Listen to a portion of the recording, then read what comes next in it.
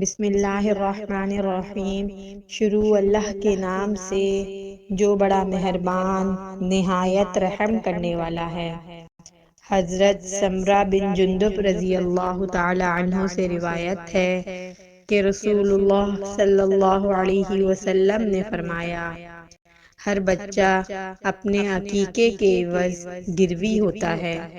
7ویں دن اس کی طرف سے جانور ذبح کیا جائے اور سر منڈوایا جائے اور اس کا نام رکھا جائے۔ سنن نسائی حدیث نمبر 4225۔ ایک اور حدیث میں حضرت ام کرز رضی اللہ عنہا سے روایت ہے کہ رسول اللہ صلی اللہ علیہ وسلم نے فرمایا، لڑکے کی طرف سے 2 بکریاں اور لڑکی کی طرف سے 1 بکری عقیقے میں ذبح کی جائے، وہ عقیقے کے جانور نر ہوں یا مادہ یعنی بکرے ہوں یا بکریاں، کوئی حرج نہیں۔ سنن نسائی حدیث نمبر 4223۔